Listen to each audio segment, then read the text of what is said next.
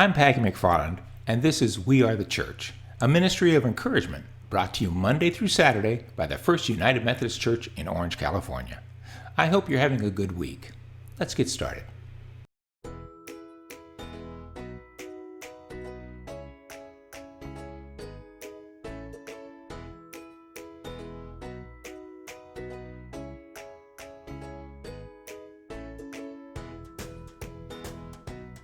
You may or may not know that I had a knee replacement last week.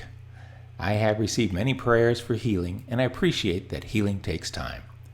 But if you've lost someone to sickness or disease, the question might come to mind, why doesn't God heal everyone? What do you think about healing?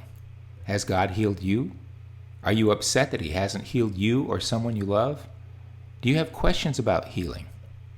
I know I do. Whether or not you believe God is still in the business of physical healing, Jesus healed many people during His ministry on earth, and yet He did not heal everyone. Large crowds witnessed most healings, in which undoubtedly stood many people who hoped to be healed. It seemed to me that Jesus healed people out of compassion, to help people understand who He really was, and to bring glory to the Father. Consider the healing of the 10 lepers from Luke 17, verses 11 through 19. On the way to Jerusalem, He was passing along between Samaria and Galilee, and He entered a village. He was met by 10 lepers, who stood at a distance and lifted up their voices, saying, "Jesus, Master, have mercy on us." When He saw them, He said to them, "Go and show yourselves to the priests." And as they went, they were cleansed.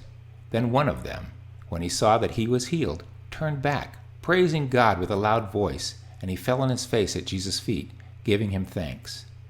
Now he was a Samaritan. Then Jesus answered, "Were not 10 cleansed? Where are the 9?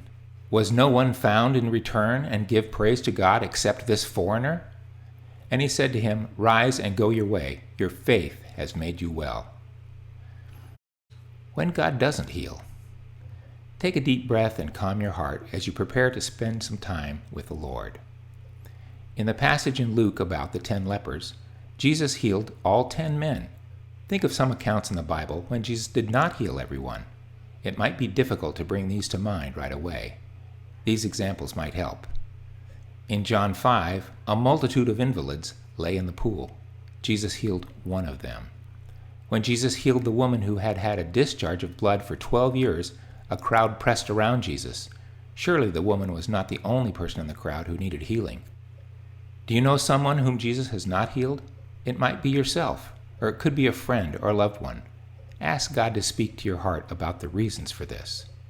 Let God soothe your heart as you ponder that we cannot know the mind of God, and that His ways are sovereign. This might not remove the pain, but it may help us understand the ache in our heart.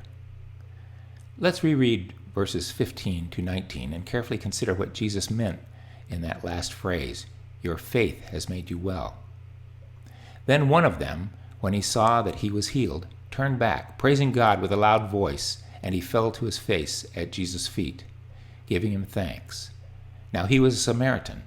Then Jesus answered, "Were not 10 cleansed? Where are the 9? Was no one found to return and give praise to God except this foreigner?" And He said to him, "Rise and go your way. Your faith has made you well." This leper and his 9 friends had just been healed, hadn't they? What then was the other healing Jesus was referring to? The phrase can also be translated, "Your faith has saved you." Saved from what? Although you may already know or can guess, let this truth take hold deep in your being. The most important healing is that of our souls. Through Jesus' sacrifice on the cross, we are made right with God and have the hope of heaven. We should be jumping up and down in awe of this incredible gift. Here on earth, we long to be healed of cancer, MS, anxiety, depression, and a host of other ailments. We can get jealous of people who experience physical healing. But the more important healing is spiritual in nature.